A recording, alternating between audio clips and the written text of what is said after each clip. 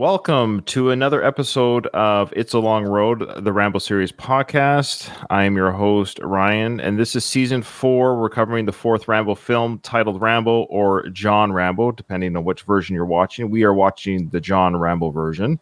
With me today, of course, is Dom, my co-host, and we have a special returning guest co-host, Nikki. Nikki from Beat the Cult podcast. How you doing? Hi, Ryan. Thanks for having me back.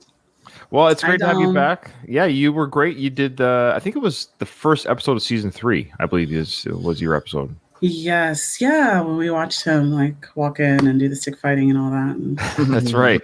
Now, I don't think what we're covering today is part of your favorite moments of Rambo 4. You mentioned the throat ripping scene. Mm-hmm. Well, why didn't you speak to it? Just tell us right now why you like that scene. Because he's aggressive. Oh, okay. All right. Nothing more aggressive than ripping out somebody's throat. That's for sure. Just speak briefly again of who you are and the podcast you run and your fandom of Sly. I actually run kind of an atheist agnostic podcast and Twitter page called Beat the Cult. We'll see how long Twitter lasts now that Elon Musk is kind of running rampant. I haven't posted in a couple of months. Things have been a little bit wild, but I basically just do videos criticizing religion. Ryan was on my podcast. It was really fun. They told a story, and that's kind of the theme, as I want people to see that very sensible, intelligent people leave religion after being involved for so long and that they still have their wits about them. So it was really great having you on. And I want to, I'm going to continue the podcast as time progresses and things calm down a bit. I'm a pretty big Sly fan. I didn't really start... I was raised watching Rocky with my dad. That's one of the two things we enjoy together is football and Stallone. So we both love Stallone, but I grew up watching him, but I didn't really start paying attention to Stallone until about 2 years ago when I was super big. I was 345 pounds and lost a bunch of weight. And then I started watching Rocky 4 one day.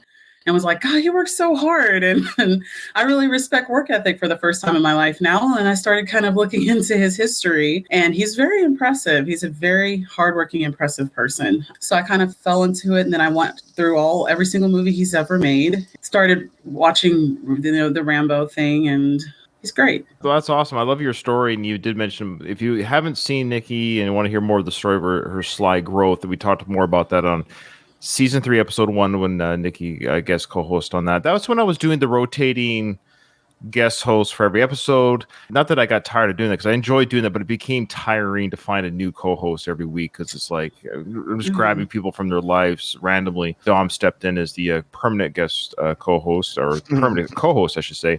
But this is great. We're having a third chair, which I think we'll do. I think we got somebody else lined up already for another returning co-host duties. So we like those who enjoy the show still, who might. But this way, if you were a guest co-host, you still listen, and you want to join, like Nikki said, hey, get me back on there again. I'll get you back on again. That's not a problem at all.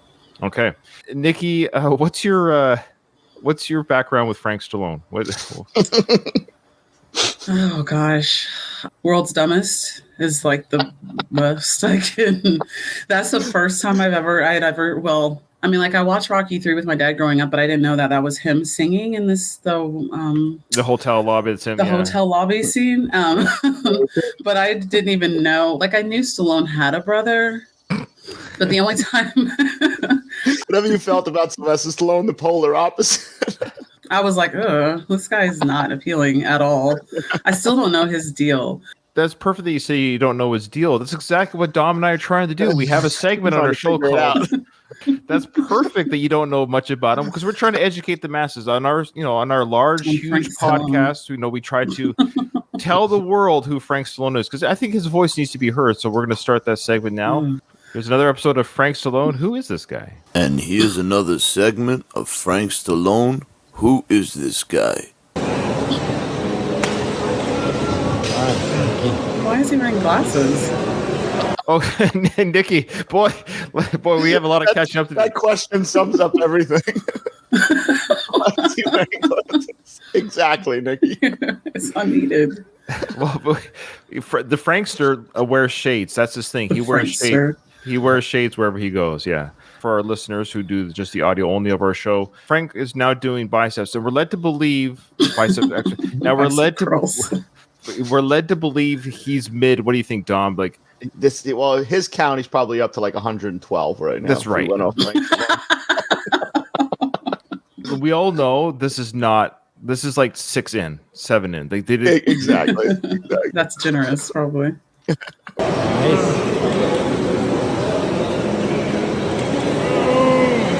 This is my most stubborn muscle, my biceps. My brother and I both have shorter biceps. So what does that mean, Dom? Shorter biceps? I have no idea. I gotta find that information out because I'm confused. Well, I know Italians are sometimes not as tall as your other European counterparts.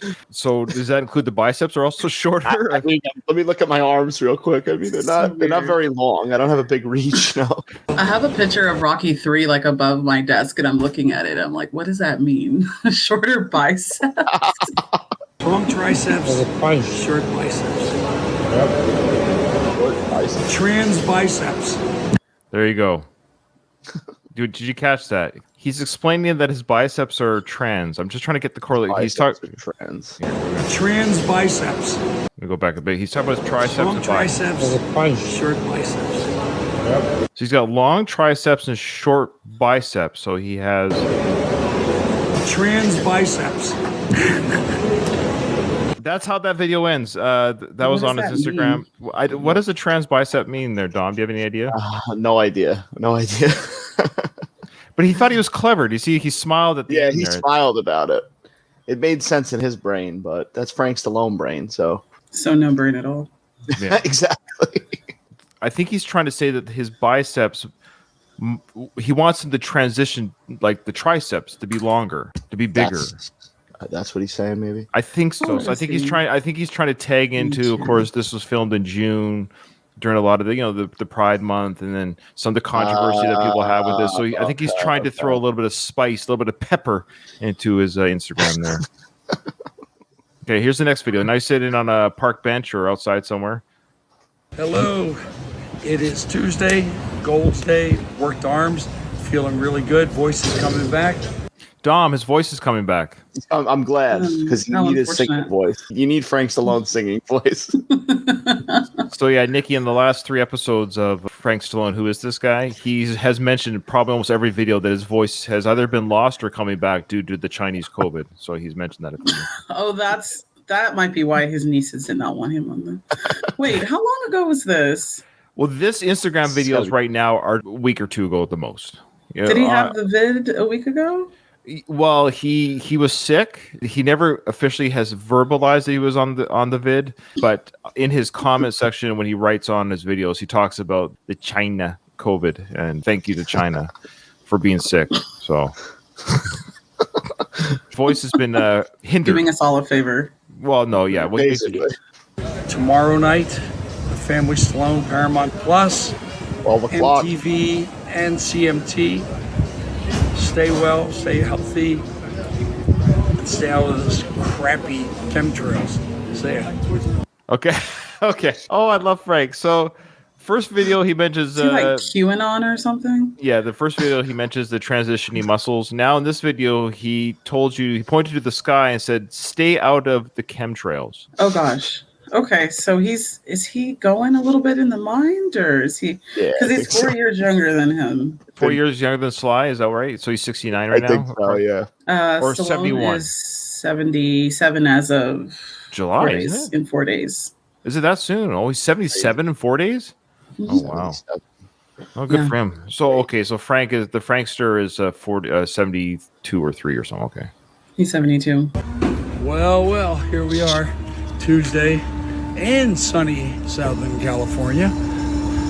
Had a good workout. Why is he standing like that? Well, because he's a tough guy. I love how he can never find anywhere quiet to do his videos. Never. That's one consistent. Nikki in all his videos, there's just talking. He finds noise in this place. There's a lot of ambient noise.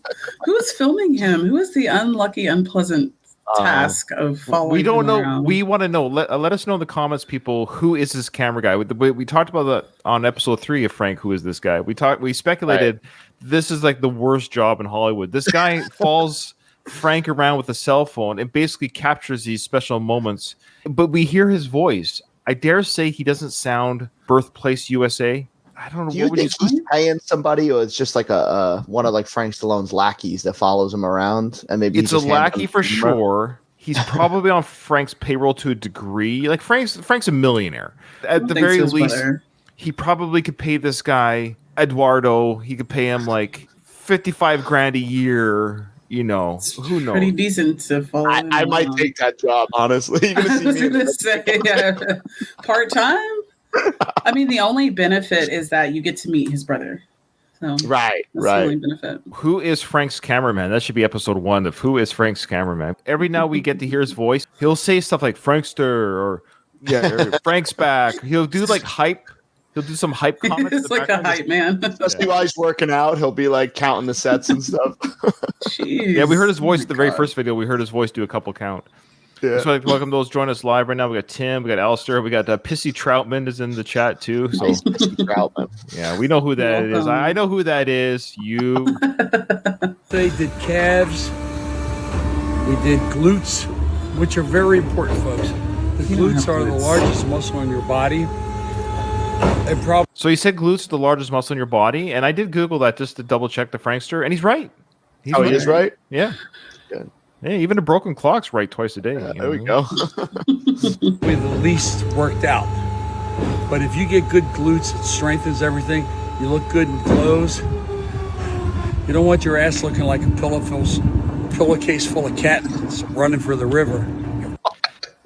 You don't want your butt looking like a pillowcase full of... He said cattens, by the way, not kittens. He combined kittens and cats together. Cattens. Does anyone know what a catten is? We mentioned, too, the background noise. Let's record right next to the excavator working behind the camera. Is that a bulldozer behind him? It's like something's getting towed. Pillowcase full of... There we go. Glutes, it strengthens everything. You look good in clothes. You don't want your ass looking like a pillowcase full of cats running for the river. Yeah. So you got to work on your dumpster. Work on your calves. You got to work on everything. Really, that's all a work in progress. He's saying you got to work on your glutes because you don't want to have a butt that jiggles. Now you don't want a pillow unless full you're of a woman. So you don't want your butt looking like a pillowcase full of cattens. Yeah, nothing worse. He likes to really give his opinions on bodies and women's bodies. And last episode he was talking about women having fat back. Mm-hmm. Yeah. He called it fat. Yeah, fat back. He said, "Girls, you don't want fat back." He's not the best looking guy. He's like, how dare you? He's so critical of others. I mean, I appreciate that he, does his best to maybe stay in shape at his age. And you can't do much about your middle when you get a certain age. I mean, his brother, right. He's 77. So yeah, we all age. Everyone ages except for the Stallones. I mean, look at their mom. She looked 34 the day she died. Jackie? Yeah. Yeah, she looked not a day over 106. She looked. Jackie. No, we got to be careful. We can't get banned from another forum. I heard that you got banned. We're going to double down on everything. I got to get banned from my own Facebook page. Running for the river. Yeah. So you got to work on your glutes. You got to work on your calves. You got to work on everything, really. That's all a work in progress. But remember, after 12 tonight, you can tune in to the Family Stallone. I don't know if I'm in it or not. I don't have a crystal ball. But we'll start the next season in July. And oh, gosh. Surprises coming up. Have a great... There's another season? Yes, season 2 has been greenlit on Paramount Plus. We're getting the second season of the Family Stallone. And I love how he says, I don't know if I'm in it. Newsflash for you, Frank. When Paramount Plus approached Sly to have them as a reality family on their programming, you were just a happy part of the mixture. You were not the reason why they were approached. I love how he's telling his fan base, I don't know if I'm on it, guys, but you might have to suffer that episode without me. Goodness. He does have some great... Strong word. I have a theory here. You know how Frank has basically hitched his wagon to Sly's fandom? Yes. Sly's life? Okay. Yeah. I think there are Frank sycophants who have hitched their fandom to Frank, hoping that somehow they'll get it in with Sly being a fan of Frank. Oh, absolutely. I can imagine that. I don't know how it would be lucrative, but I can imagine that. Hey, Frank and I have an online relationship. We're kind of friends now. And that's exactly... So this cameraman, for example, because you mentioned that, Nikki, he probably gets to meet Sly because he follows Frank around. Right. Right. So there's Which is the people goal. who are fans of Frank. Right. You get the point. Yet again, that job sounds it's starting to sound better and better. I'm just gonna go follow Stallone around, maybe hang out with Sylvester Stallone for 10 minutes. Love to meet Sylvester Stallone. Mm-hmm. Yeah, of course. Well, we never will He'll now. probably go what to we're doing prison, here. but I'd meet him. So. Imagine an alternate universe here. This is a food for thought. Let's just pretend Sly never existed, right? This doesn't exist, and Frank was born. So Sly died in the womb, and then Frank was born. Yeah. Well, number one, we wouldn't be doing this podcast. And number two, would Frank have a fan base? Would he be a successful star in any way, shape, or form? Would he have any shows at the Hard Rock Cafe? Anything? No. Absolutely not. Oh, man. That's not a slight on Frank so much as just the reality Yeah. of life. Of course. Well, any doors that got open for Frank were because of Sly. That's what it Absolutely. comes down to. And he's still just Frank Stallone. Exactly. Yeah. Just Frank Stallone. Well, happy Father's Day to everybody. Cowboy hat, yes. I'm at the range. That hat Not my doesn't look best great. at shooting, but I had a lot of fun. It's So, of course, he's doing another video outside. Is outside in nature? Sure, it's outside in nature. There's no machinery around. Should be calm, right? Let's go to a shooting range. That hat doesn't look right at all. starting It to looks like walk. a vagina. You know, it takes a little bit of Vulva. time. Sometimes you shoot a good round, sometimes you don't, but that's life. But it's a beautiful day out here, and wishing again everyone a happy Father's Day, and hope to see you soon. My voice is coming back. Dom, his voice is coming back. Good. I'm glad I didn't know. Everything's coming back. I'm off. Everything's coming back. Okay, what's? Very cryptic. What does that mean? I don't know. Pregnant zone now. It's time to get He said busy he's off. He said he's off the prednisone. Prednisone. It's a steroid. now. Designed to reduce inflammation. Hope to see you soon. My voice is coming back. Everything's coming back. I'm off the pregnant zone now.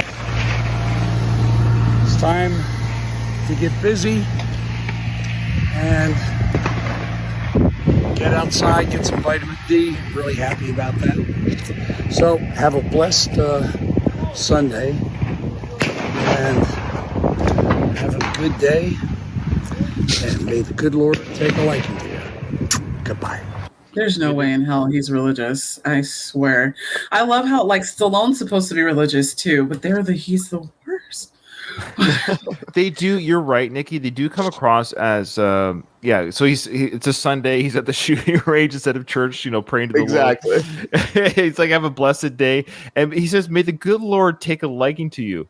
I didn't realize the Lord had stipulations on liking me. He has preferences for liking certain people. I love Frank. So there you go. That concludes another episode of Frank Stallone. Who is this guy? Not too bad. His voice is coming back in 2 videos. He said that. He also mentioned his muscles are transitioning.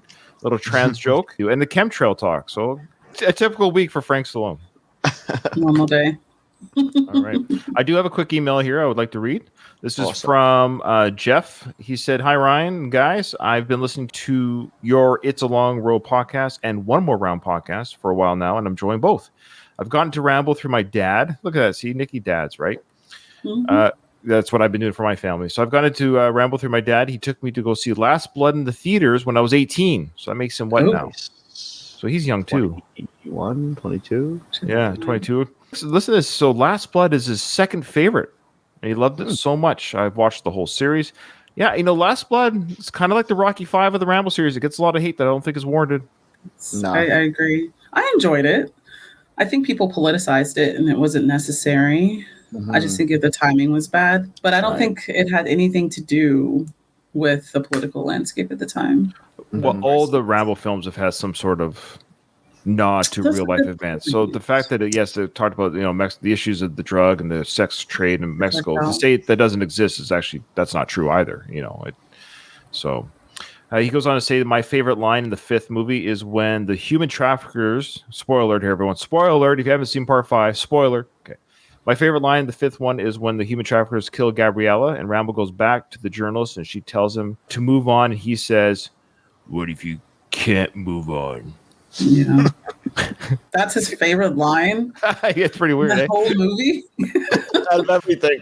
What if you can't Not move on? cut you, rip out your heart like you did mine. Hey, that's great. Okay, that's great though, Jeff. I think that's great. That's what makes a movie special for everyone. So we'll keep our ears out for that, Dom. We'll make sure we give a shout out to Jeff. Goes on to say the Rambo series is what got me interested in the Rocky Creed film. So there you go. So the Rambo brought him to Rocky. Cool. That's usually in reverse, isn't it? Yeah, usually people find Rocky first, especially when you're younger, because the Rocky films are a little bit more family accessible. So a lot of younger people find Not. So he's over 18 now, so you can watch rated R movies. You can watch Cobra now. Without his dad's Supervision. being there with him. Yeah. I'm sure you're the same as me and Dom there, Nikki. I watched rated R movies since I was like 5 years old. I had to like sneak around my parents, but yeah. Because back in the 80s, man, kids were just kind of like, I was watching like, Halloween when I was in second grade. Like it's just. So he's watched all those as well. He says, well, anyway, I love your podcast, man. Thanks. And I can't wait for season 5. P.S. Here's a good question. Have you all ever seen the intro and or the cutscenes in the Mortal Kombat 11 game for the Rambo character? Yeah, I played it. Oh, you played it? Yeah. Stallone does the voice in there. It's pretty cool. Yeah, he does the voice. It's pretty dope. Oh, you've seen it too, Nikki?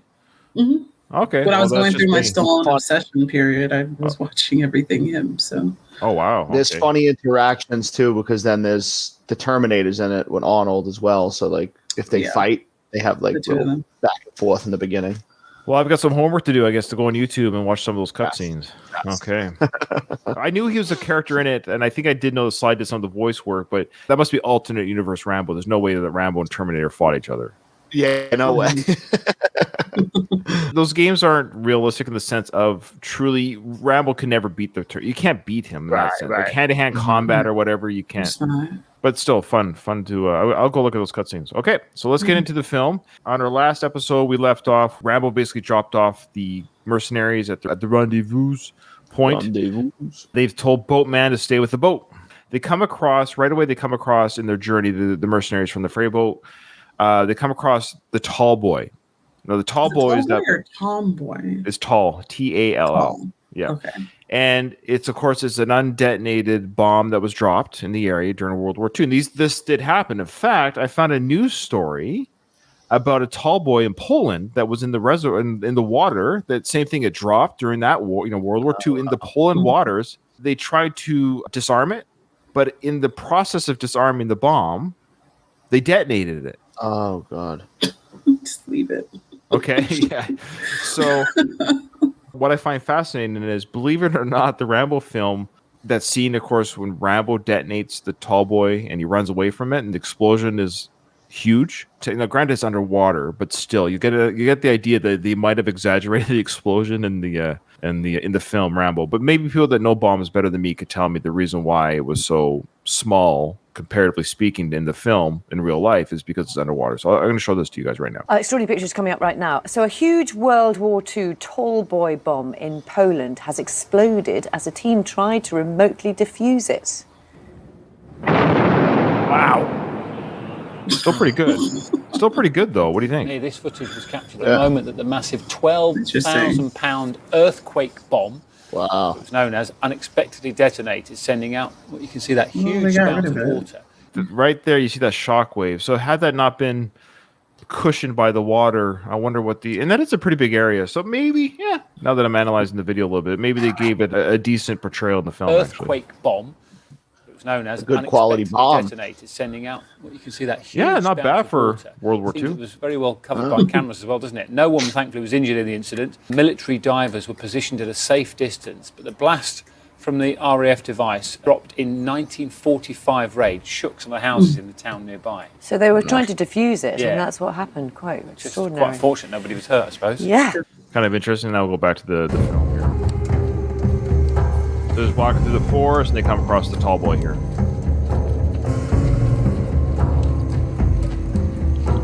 Oh, just a side note, real quickly, Ryan. Yeah. The tall boy detonation was coupled with the Claymore, Fair. Okay.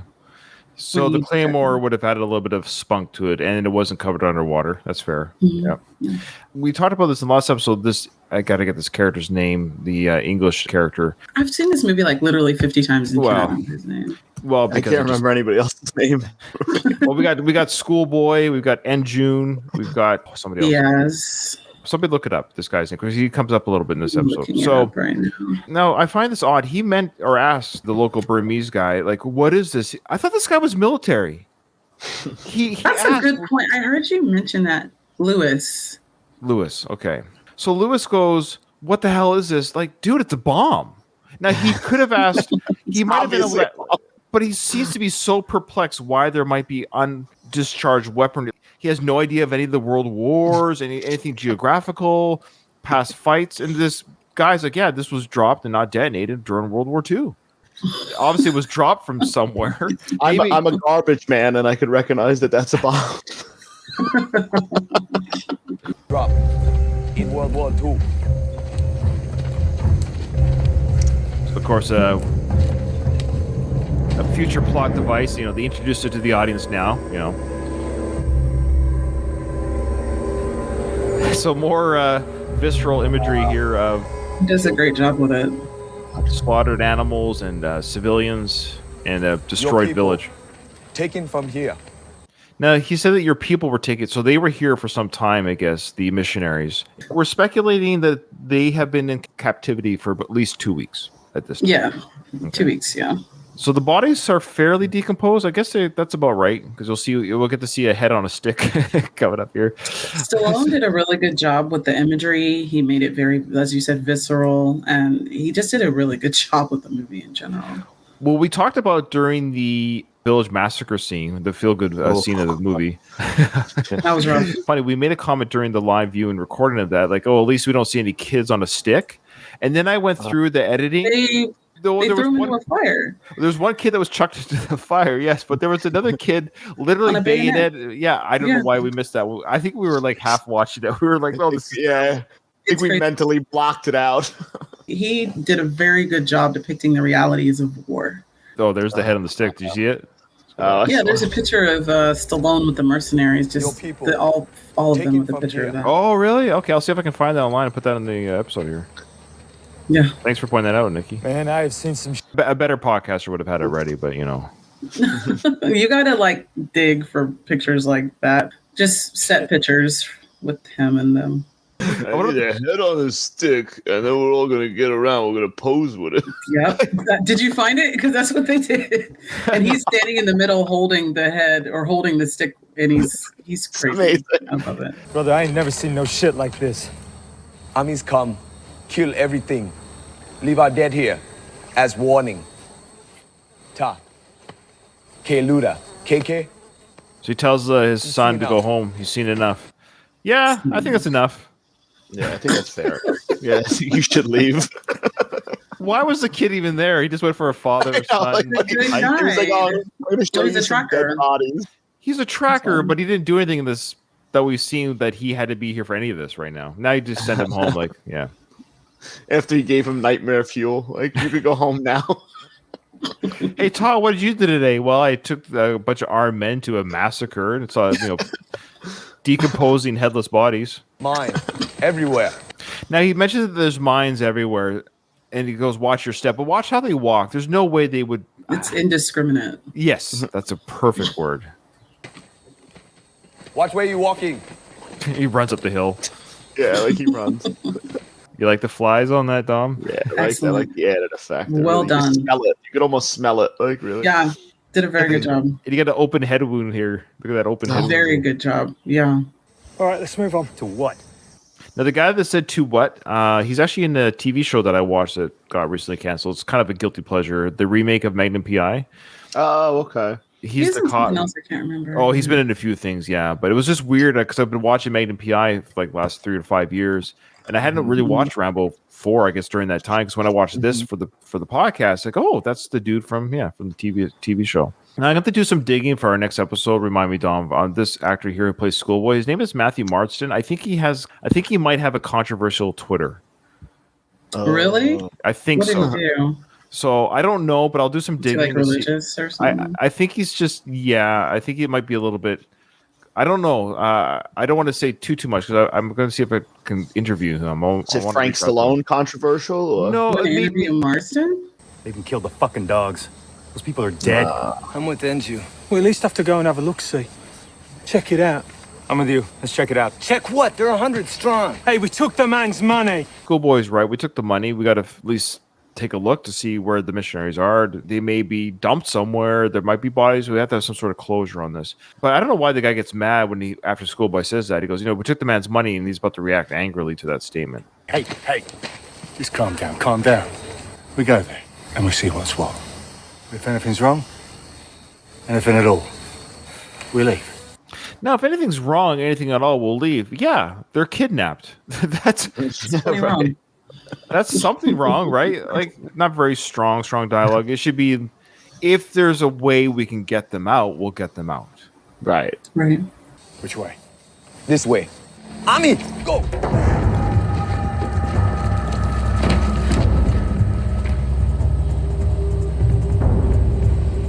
Terrorist army has come back to the location where they've already destroyed the village and killed people, but they've come back with more civilians. Do we know why what the purpose, other than is it just games again for them? I think it's just games of blowing up the people again, right? Is this their favorite mind game spot? Yeah. Run and blow them up, throw mines in the water.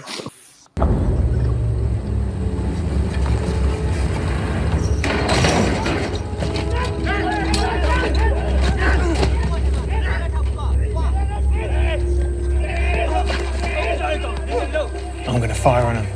No, they don't make it back from wherever the hell they came from, man. They are onto us.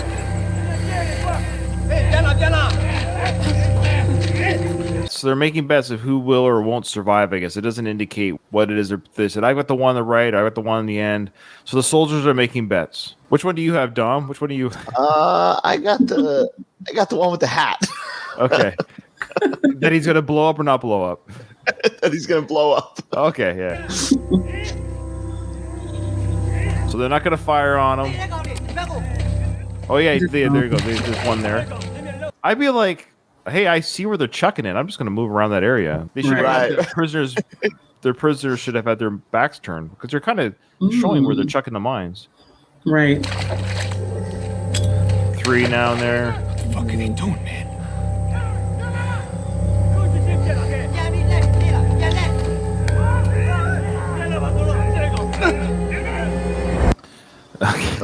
One more shot of that head. So they've got the civilians captured. They're on the ground. Of course, I forget the character's name. That's the local. He's seen this and he's really upset because these are his people. Maybe he doesn't know them personally, but these are his civilians. These are the freedom people and Karen's fighters. That's right. And now they're captured and he knows the game. He knows exactly what the game is. He's seen this and heard of this before, and he's about to watch it live.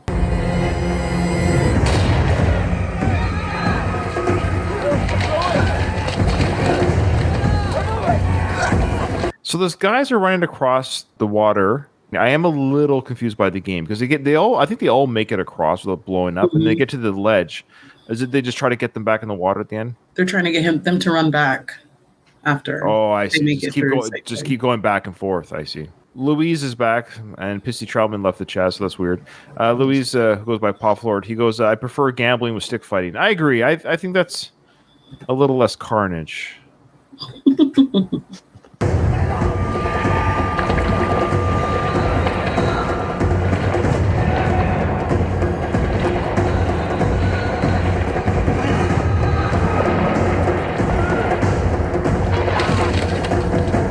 Made it across. Look at the one guy from before there lying on the bank. They did such a good job with Is that a real person or a mannequin there? I've been trying to figure that out too, and they did such a good job with like the rigor, and they did a great job. They did.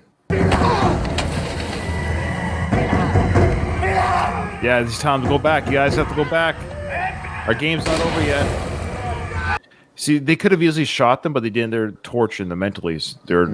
just shooting around them to force them back. They want to watch them blow up.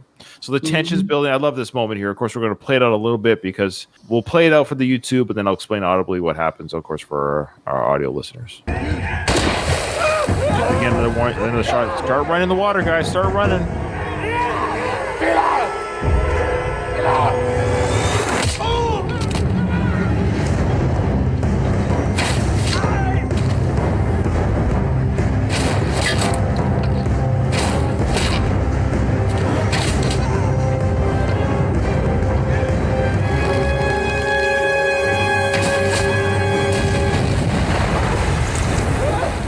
Okay, he does not miss.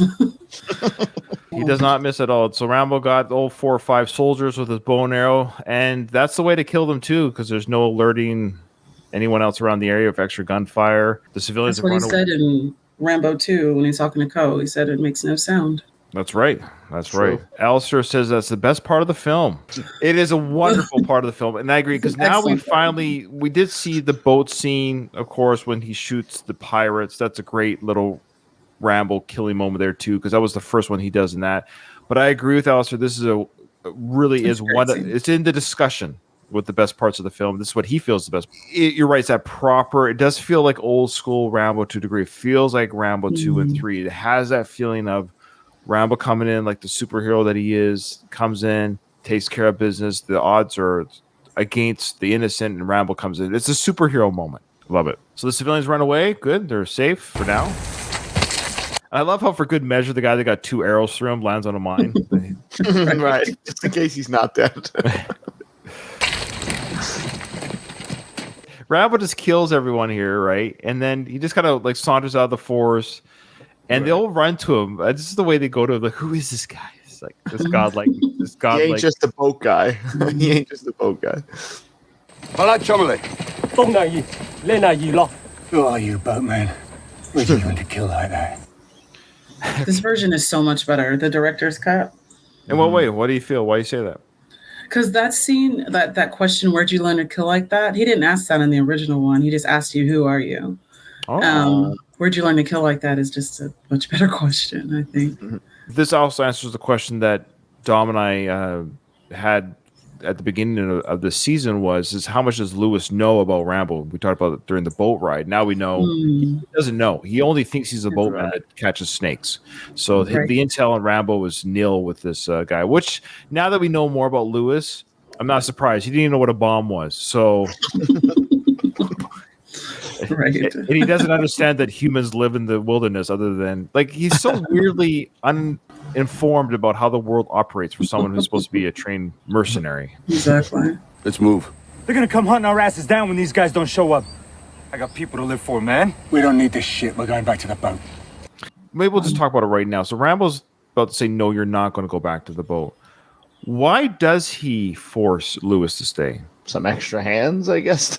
That might be the only thing, because now he's thinking of Sarah, the blonde-haired missionary, because he's on a rescue mission. Now, Rambo's involved. He's all in, okay?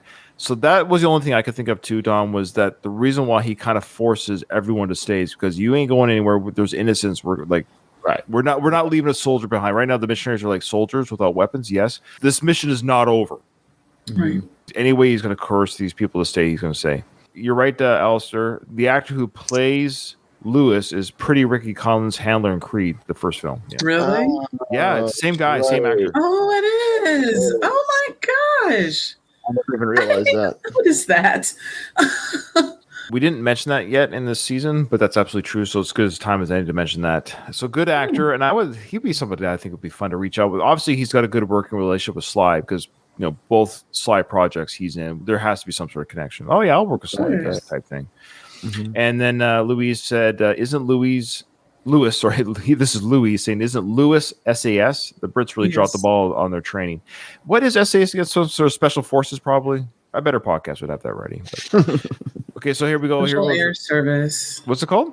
Special Air Service. Okay, so they're probably like Rangers, maybe? The Navy SEALs of the Air Force for the British type thing. So they're special forces air guys. So you would think this guy's been around the world and done stuff. It's odd that he's especially if he's air service, he doesn't know what a bomb dropped from from an English plane, no less. English. His people dropped that weapon.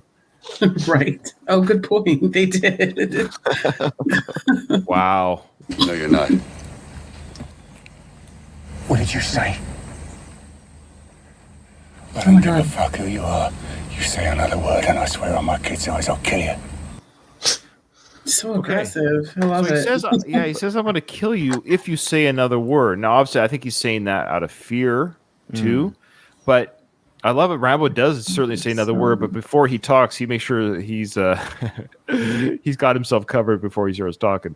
Yeah, Rambo's pretty intense. Yeah. Let's go.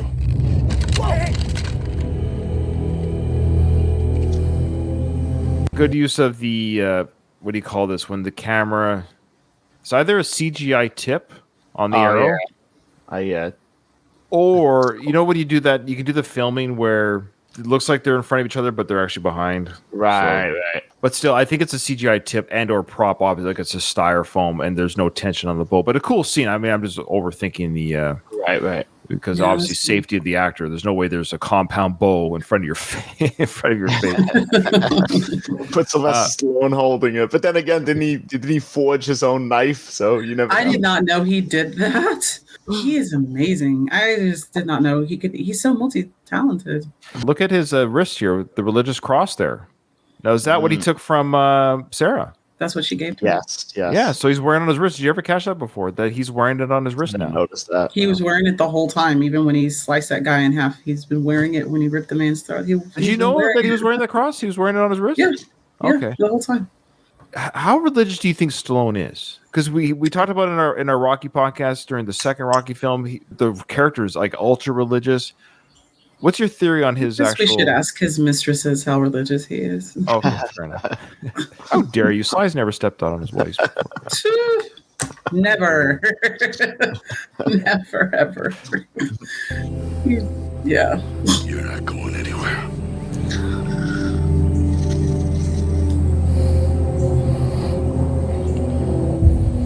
And there isn't one of us that doesn't want to be someplace else. But this is what we do.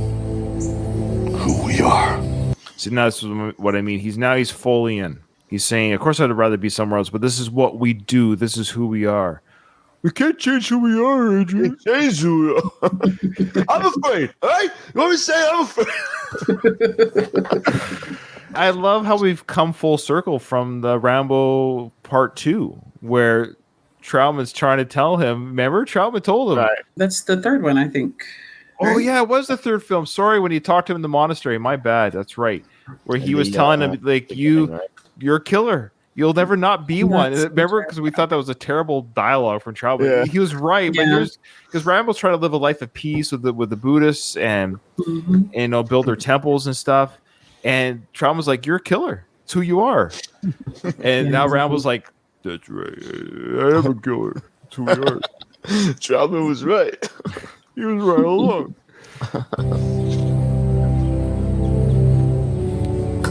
Live for nothing or die for something.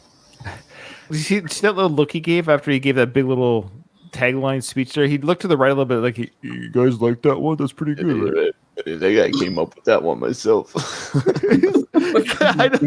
Or something. Like, let's go back again. I just want to watch that. He looks to his right a little bit. You like that? That was good, right? This is what we do. Who we are. Live for nothing or die for something. You see that? And then I love the mercenaries' responses. They're like, yeah, that's good. I like that. I'm going to put that in our back pocket. And they all like, I think we're going to follow this guy now. See, watch. Yeah, that was good. That was good. Not bad. Either that or they think he's going to kill them all if they don't go along with it. Probably would. Then he pulls the bow back a little bit more and says, your call. So he's really making a point here. Like, and he also knows that the guys won't shoot him because if they shoot him, he loses his grip on the compound bow and the arrow goes. Yeah. Good point. So he asks him, do you know where the compound is? Yep. Yeah. Let's move. That's different from the original because Mars didn't ask him, what's your call? And he's like, let's move in the other version. So. Oh wow, we should have Nikki on. Boy, it seems like she's a better podcaster than we are regarding this. We're like Dominick, we don't know the original very well. I haven't watched this movie in 5 years. Really? Oh my god, I've watched this movie so many times in the past year. Both versions. Good. Yeah. Well, we'll probably have you on again. This is Sly's version. This is his. That's right.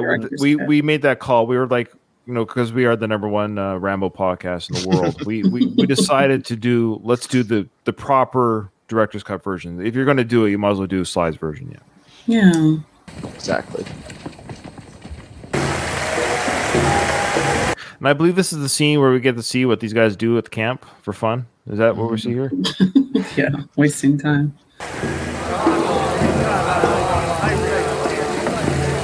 So they're all okay. So we're at the Burmese camp, soldiers camp, and the half the soldiers are shirtless and or maybe naked, but they're all shirtless. They're watching this lady dance, I guess. There's 4 of them. Oh, is there 4 of them? And they're just swaying in the weirdest way. That's not. No twerking in Burma. No, they seem to be a little bit. I'm surprised they haven't made Sarah dance yet. Like we talked about this. They know white women can dance. That's true. How dare you? Well, you're right. But I actually can't dance either. Weirdly enough. It's not even. Can you sing? Mm-mm. Oh, what is wrong with you? No. All right. I think we're led to believe that Sarah truly hasn't been tainted yet by the men. I don't think she has. I don't know how that's possible, but I don't know if it's ever. Do you remember? Did they indicate that she might have been Nikki? Your viewing experience might tell us. So in reality, because originally when he said they would have raped her 50 times and cut your heads off, they would have ripped her 50 times and cut your fucking heads off. Sorry. That's my favorite line of this. Yeah, that's yeah, take that, Alistair. That's the best line for part 4. Or those Jeff, sorry for the email, Jeff. Oh, yes. Yeah. You kind of made a point in the first one about the white woman being raped. I think that is like a taboo to portray in especially a movie like this. And I think it's taboo to really portray in general because,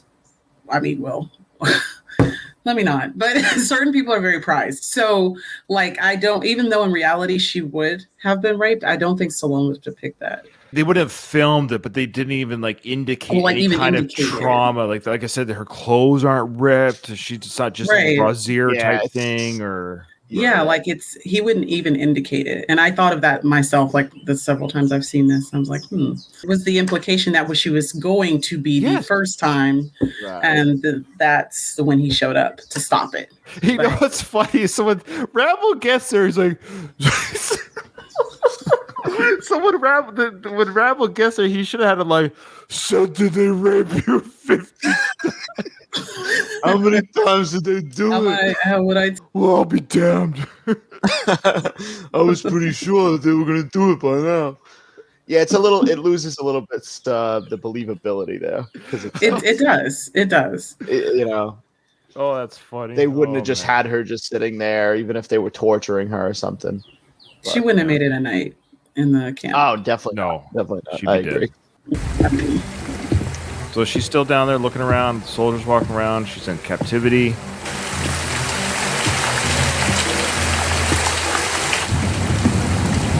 That's the main bad dude. Oh my God, Stallone does not play with him. That's so crazy. One schoolboy's on the tower. We got 15 minutes. Set your watches to 1:45. In, out, no waiting around for nobody. We meet at the base of the tower. All set? Yeah. Set. Okay, so interesting. Rambo lets him kind of lead his troops a little bit there. I noticed that. Yeah. And he's fine with that. I guess for him, he's all business. He doesn't take anything personally. Like if this plan works or this is a good plan, I will do it. That's fine. Let's go. Yeah. And he also knows these men will still follow the other guy too. Like he's not necessarily there to lead. He's also there just to fight too. And that's why he probably wanted Lewis to stay. He knew that he was the leader of these guys. That if he left, he would have lost probably more than just Lewis.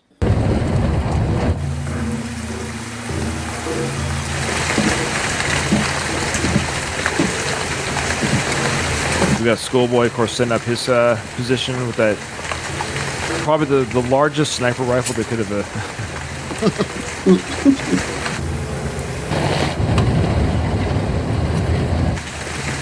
They dressed up their tour guide as to look like a soldier. Is that what they did there? That's not the tour guide. Who is that? I don't know. That is so weird. Like I don't know who that guy is. I've been trying to figure that out. Is that not the tour guide? No, the tour guide's much younger than that guy. So odd. So Schoolboy's on the tower. He's going to assassinate, I guess, one of the guards so he can have a shot. He can have the higher ground. Is I think what's happening here.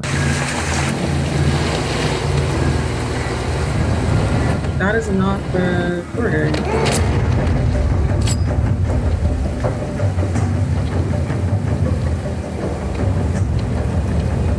So they let the truck in. Wait, did we say tour guide? I say tour guide. I meant to say like on a tour. Yeah, I forgot his name. The character's name. Tour in hell. Did we miss why they're in the back of the truck, or how they got this truck, or whose truck this is?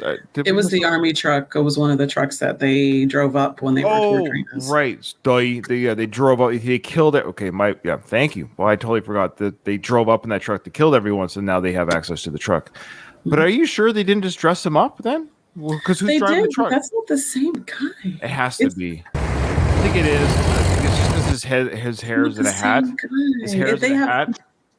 They have completely different facial features. Like completely different. There's no way they're the enemy. It is him, yeah, because we're in. He's like, okay, good.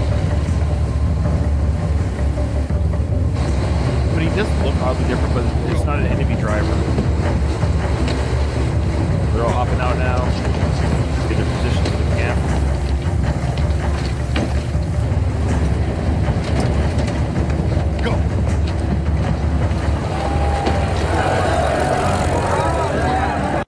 Okay, there's the four of them. Okay. I love how excited the men are getting. Like, it's like, yeah. Yeah, so excited. This is the crowd. That doesn't make sense because they have females tied. They have females like caged. So why would you only have 4 of them when you could have more of them? Could be the appetizer. I don't know, build up.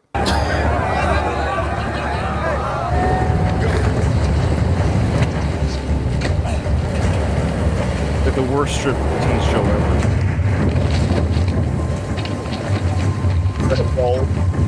That was a great barrel roll. He just did. Yeah, that was Sly doing that. Like 60 years old in that. Yeah, how old is he in this one? He would have been 61, I think. Crazy. Yeah, it was 2 years after. Yeah, he was 61. That's right. He was 59 during the filming of Rocky Balboa. Yeah. Right.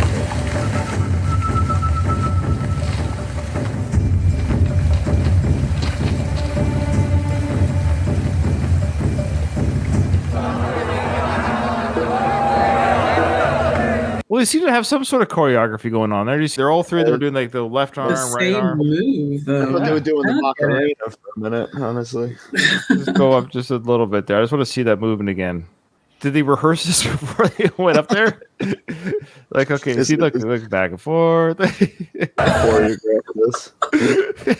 Okay, girls, just like we rehearsed. You ready? Entertainment is so much different than American entertainment. That's like what I'm wondering. Are they prisoners or were they brought in? That's a good question. I think they're both, right? They look kind of dirty. They look dead inside, so I'm going to go with the prisoners. They look dead inside, unlike the the exotic dancers we have here in America. Right. We're very lively and animated. Yeah. Was that shot of a man's butt there for a reason? That was a female's butt. Oh, sorry. I hope. See, that's how you can tell that it's too small because you can't tell the difference. If you could, because you just asked if it was a man. That was a female dimorphically. That was flat ass. Flat and then hipless. We've been talking about flat ass. Now we got to see some flat ass. Was that a Frank Stallone approved butt? That's a Frank Stallone approved butt. Okay, maybe. Yeah. No fat back on that. There's no fat back on that individual, and there was no cats in the pillowcase or cat. None at all. No cats. Well, few cats in the pillow.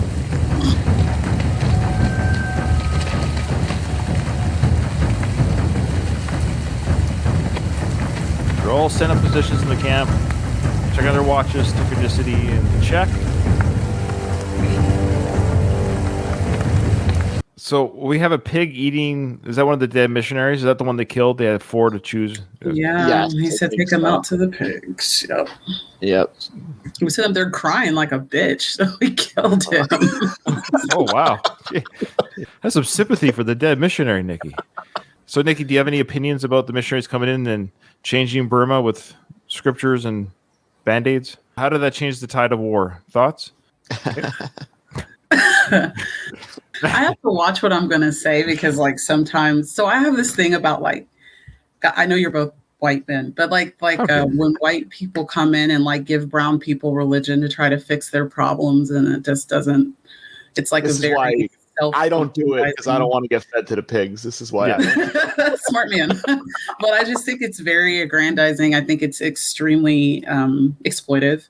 It's been the white way. You're right. From the Spanish Inquisitions, I know they are considered white as far as I'm concerned. But and the missionaries to Africa. This has been the thing. It is. You're right. Yeah. That the Western culture, which is based a lot of it in Christianity upbringing, that we go to this. We are this way because we are Christian. Where you should just argue, say, we're this way, not this way, but our country or city or people or community is this way because we just believe in not, raping and murdering, but it has nothing to do with God. You could say, like, hey, why don't we put down our weapons? Let's talk about building schools. No, you put down your weapons, and then we'll come in and take your shit. And I know. Which is, I mean, I am one of those people who, to the victor go the spoils. If you're not strong enough, you're not. So, like, that's just kind of how I view it. I have, even my white friends are like, that's so. And I'm like, well, I mean, there's only so many resources. If you go take it, if people can't stop you, it's one thing. So, but like in this case, like they're just exploiting their poverty and ignorance. I mean, and expecting them to think Jesus can fix their issues. And that's not realistic. Well, it didn't work out for this missionary anyways. He's pig food right now, literally. Yep. Rambo's just happy it's not Sarah. He has a thunder, yeah. Don't talk. Where's the girl? She's over there. Go and tie her in. We'll be back for you. He said, where's the girl? His fiance, right? Yeah, their fiance. Yeah, I don't understand that at all. If I had ended up in her situation and I came to Burma with that man, I would not leave with him. Not after all of this. What are you talking leave about? With Rambo. You got to leave with Rambo. You stay with Rambo. You can't rip a man's throat out in front of me and me not pledge my whole uterus to you. What are you talking about? I'd leave with Rambo at that point myself. I'd be like, what? This man's beta ass. I know. He said, where's the girl? Did I miss that? Mm-hmm. Where's that blonde hair girl that gave me those looks?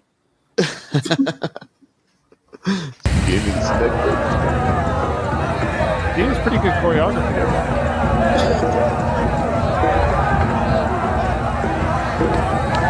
Oh, he's not happy with it.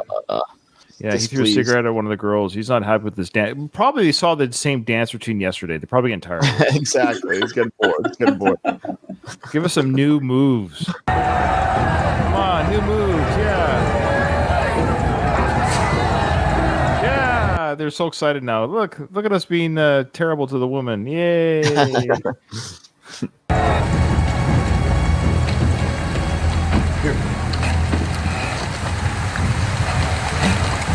two of them in the cage. Near the pigs. Get them.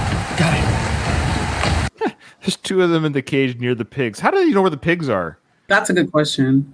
This is their first time in the camp. The guy's like, but you could argue, well, they just, when they've been walking through, they're so good at their job, they make a mental note of where everything is. But still, I'd be like, I can't see a thing right now. It's raining. It's dark. It's pitch black out here. Follow the oinky noises.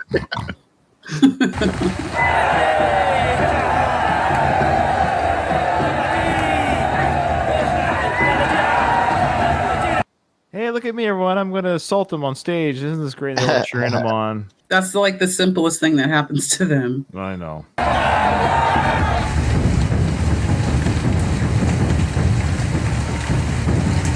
I do like that musical cue that's going on in the background during this mission, right? That you got that drum, that do do do do do do. It's just a great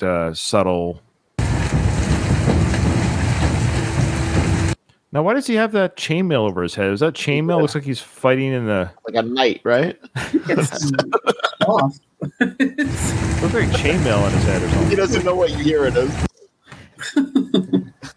That's true. He doesn't know what kind of bomb it is. He doesn't know what the proper combat uniform is for this mission.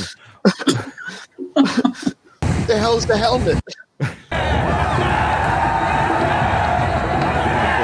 on them now and trying to humiliate them in front of the crowd is what they're doing, right?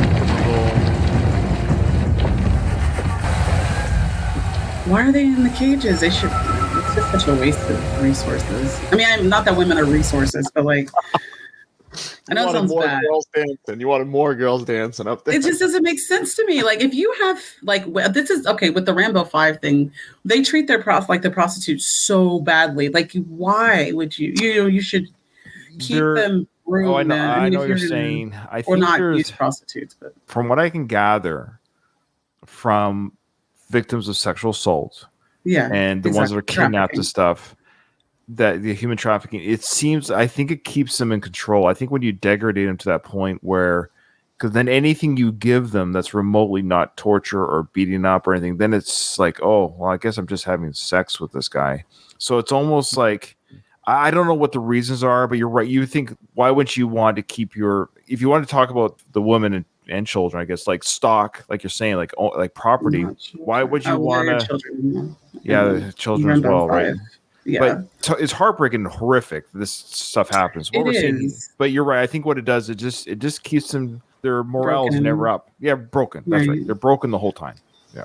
It just, to me, it doesn't make sense. The men that are doing the things to these people, that's part of their pleasure. I don't get it. Like, my brain doesn't function there. Like, in all seriousness, I don't know how that's done. I don't know how you can assault somebody. And the discussion point being, like, I don't know how one gets aroused enough to like his consent is sexy. Yeah, like I can't do it with my socks on, like I don't know.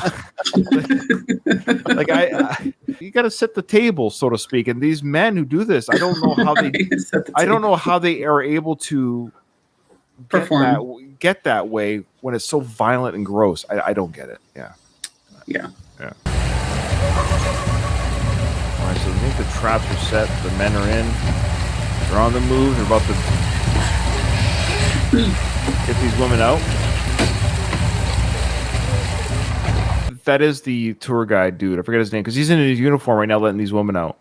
Yeah, they switched back to him, but the driver was not him. They should have done a quick little scene of them getting into the truck. I agree. It would have taken 6 seconds or 10 seconds. All right, guys, load up the gear. Take what you can from this truck. Tour guide dude, put on their uniform. Let's go. Just done. And then we would have known that's how. Because I'm not an idiot, but it took me a second. Like, whose truck is this? Why are we here? Would have avoided the whole conversation as why in the back of the truck and whose truck it is and who's driving. Yeah. Anyways. It's like National Geographic. How just one male just takes the female and fights the other males off and runs off. It's animalistic, absolutely animalistic. It's very National Geographic. Yeah. The woman gets thrown into the crowd of men, and the stronger guy grabs her. The strongest male grabs. Yeah. Yeah. Holy shit. It's like a juxtaposition between evil and more evil, because now we've been talking this whole time about how these men are, now sexually assaulting and assaulting the women that were on stage. They're going to be raped. And then this leader guy's walking around the camp kind of casually. He's not participating. Like, we see him not participating. Like, we're thinking, that might explain why Sarah wasn't touched. It's not his preference. Good point. Yeah, because Sarah would be his prisoner. You're right. So maybe he has no preference. And what we're referring to, of course, people, is this poor child as a prisoner. And that's what he's interested in. Yeah. Oh my God, yeah. And unfortunately, this is a reality in the world, folks. Yeah, like, wow.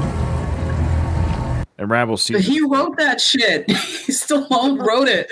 I just want to go back to Rambo 2. I just want to go back to Rambo 2. Yeah, right. Let's just go back to Rambo. Maybe back to the electrocution scene. And I'm coming to get you. Just give me that stuff. I just want that stuff.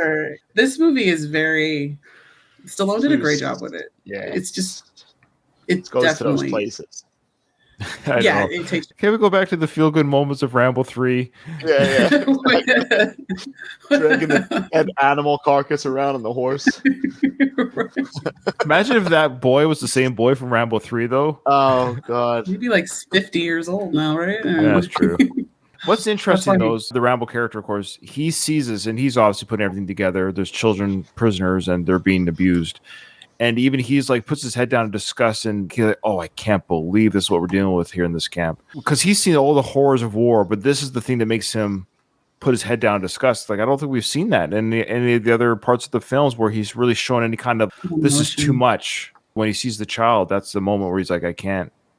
And Alistair does bring up a good point that they amp up the violence and the deplorable behavior essentially to justify the massacre at the end of the film. I think is what it is. Yeah, the way Stallone kills this man by absolutely cutting him in half is that's violent. I did make the criticism, and maybe unjustly so, but I think I've made the criticism because the John Rambo cut is the longer cut, and it's actually not a short film, so it actually has a lot more footage. And I think this scene is probably, I would say dragged out more, but I think it's extended a little bit more. We see a little bit more of this infiltration of the enemy camp. And I mentioned in previous criticisms that they should have had a stealthy type mission, hand-to-hand combat, and I think that's what we're getting a little bit here. I think we are seeing the Rambo character with the mercenaries being able to infiltrate the camp and get around and be sneaky and stuff. So that definitely is happening. So I'll give a little bit of credit there that maybe I'd forgotten in my criticism of the film. I had not seen it in a few years, but it still would have been nice to maybe put this at the end. I think they could have almost like flipped this around a little bit, had the massacre. You could have shown us some of this, maybe just have a recon mission and then do another kind of infiltrate the camp and then have that 50 cal scene when they break in the camp, break the prisoners out, and then have I kind of wish it ended the film maybe on that big action sequence. That's fine because maybe it just feels different in this extended cut because this movie is feeling different to me than it feels very different. Yeah. He didn't. Okay, sorry. There's differences. Well, the kid, he like rubs the kid's head and a bunch of other stuff in the other one. They cut it out for this. Interesting. So they toned that part down for this part. Okay. They did tone this part. It's like we get it. He's a pedophile. Yeah, we do. He's a pedophile. Come on. Yes, Sarah? Shut up. Come on.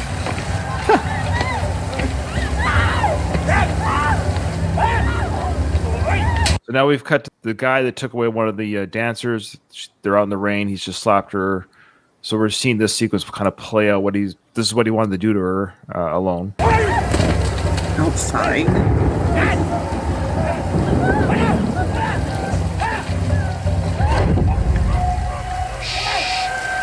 And Jew's got a hold of her saying, be quiet, I got you.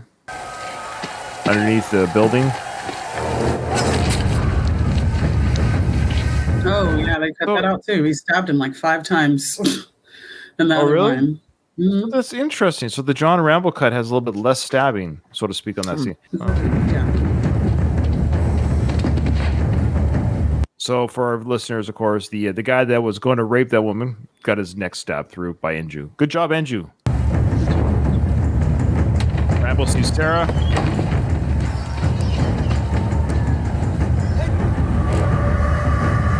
Here we go.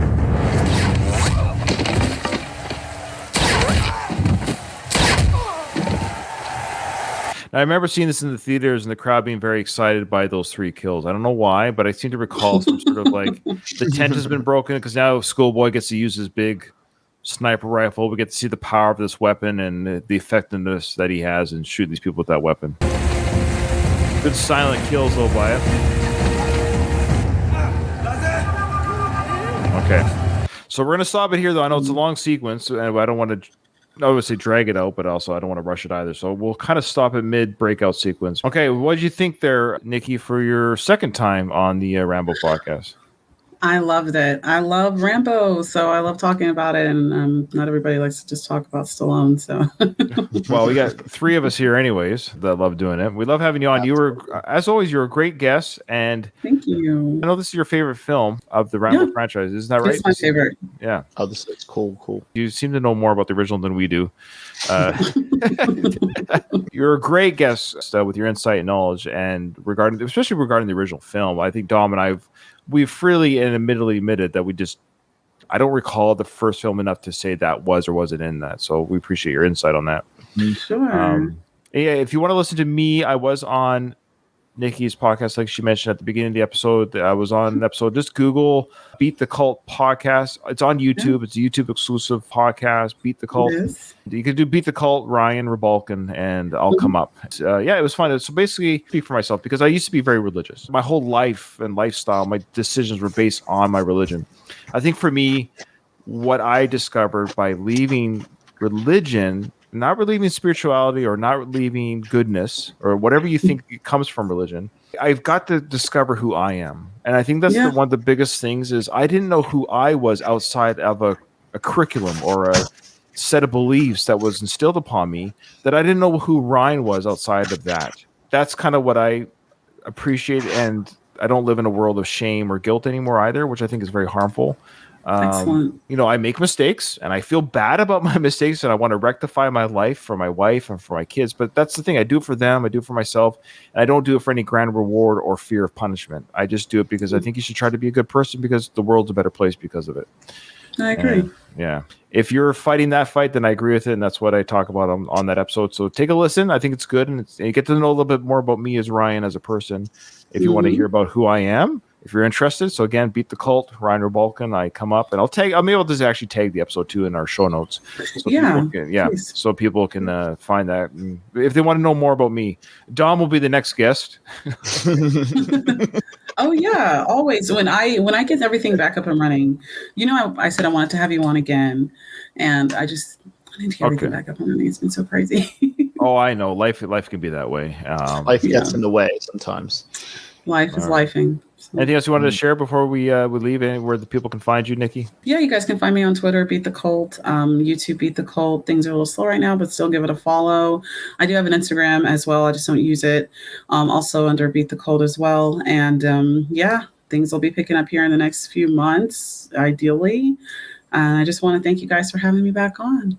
Our pleasure. Especially for Rambo 4. Yeah. It's the best one. All right. Well, with that, this episode is over.